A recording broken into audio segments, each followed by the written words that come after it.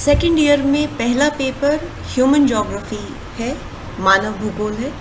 जैसा कि आप सभी जानते हैं, भूगोल की दो प्रमुख शाखाओं भौतिक भूगोल और मानव भूगोल में से मानव भूगोल एक है। और भूगोल की अंडरस्टैंडिंग के लिए, भूगोल विषय को समझने के लिए तथा कंपटीशन एग्ज़ाम में अगर आप भूगोल विषय का सेलेक्ट करते हैं या जनरल जीके के पेपर में आप भूगोल के प्रश्नों को अटेम्प्ट करना चाहते हैं, तो मानव भूगोल एक बहुत ही महत्वपूर्ण पेपर बन जाता है। इस पेपर में 5 इकाइयाँ हैं। प्रथम इकाई मानव भूगोल की प्रकृति और विषय वस्तु, मानव भूगोल की शाखाएं, मानव भूगोल के सिद्धांत, मानव भूगोल के उपागम, मानव पर्यावरण संबंध की अवधारणाएं, निश्चयवाद, संभववाद, नवनिश्चयवाद, द्वैतवाद, मानव भूगोल बनाम भौतिक भूगोल।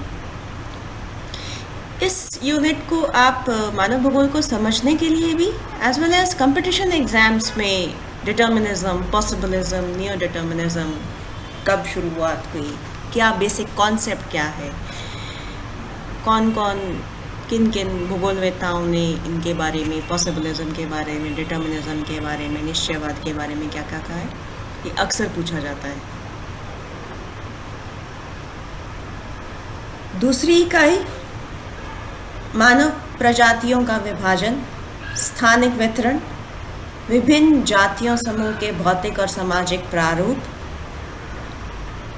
जातीय समूह, विश्व और भारत के जनजातीय समूह, मानव की प्रारंभिक आर्थिक गतिविधियां, भोजन एकत्रीकरण, शिकार, मत्स्य एवं स्थानांतरित कृषि। यह इकाई भी महत्वपूर्ण हो जाती है। कहाँ जनसंख्या है, कितनी जनसंख्या है, लोग कहाँ रहते हैं, कहाँ नहीं रहते हैं, जो जातीय समूह हैं उनकी फिजिकल एंड सोशल प्रोफाइल कैसे दिखते हैं, कैसे, कौन सा ब्लड ग्रुप है, बाल कैसे हैं, स्किन का कलर कैसे है। ट्राइबल ग्रुप्स, जनजातीय समूह, भारत और विश्व दोनों पे अक्सर प्रश्न पूछे जाते हैं कंपटीशन एग्जाम्स में भी। कहाँ पर कौन सी जनजातीय समूह कौन से इलाके में, कौन से राज्य में, कौन से देश में निवास करते हैं तथा किस प्रकार की आर्थिक गतिविधियाँ करते हैं।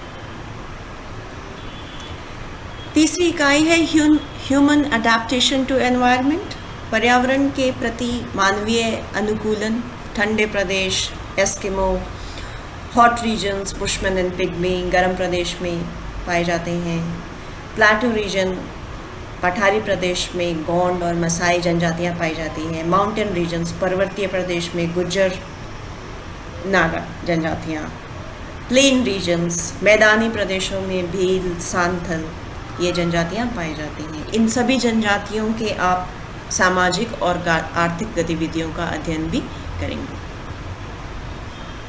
ये बहुत ही इंटरेस्टिंग इकाई बन जाती है, बहुत ही इंटरेस्टिंग सेक्शन बन जाता है। एक बार अध्ययन करने में, एक बार मन लगाकर पढ़ने से ही आपको ये सब याद हो जाता है और एक समझ बढ़ती है दुनिया के बारे में, विश्व के बारे में। एस्किमो कितने ठंडे -30-40 डिग्री तापमान पर ये लोग रह रहे हैं। मसाई अफ्रीका के जनजाति कैसे रहते हैं, क्या इनकी आर्थिक गतिविधियाँ हैं, पशुपालन करते हैं। ऐसे ही पिग्मी जनजाति, भारत की जनजातियाँ भी भील, सांथल, गुर्जर, नागा, इनके रहन सहन, इनके रीति रिवाजों, इनकी आर्थिक गतिविधियों का एक डिटेल अध्ययन किया जाता है। चौथी यूनिट है डिस्ट्रीब्यूशन ऑफ पॉपुलेशन, जनसंख्या का वितरण, विश्व वितरण प्रारूप, भौतिक, आर्थिक और सामाजिक कारक जो कि स्थानिक वितरण को प्रभावित करते हैं,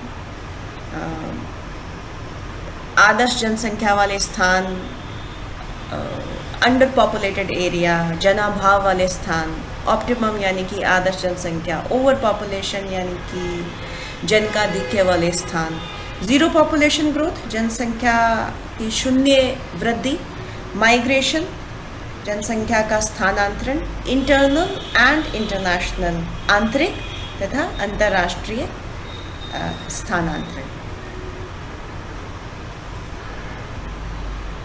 यह यूनिट भी again very important from the point of view of understanding human geography.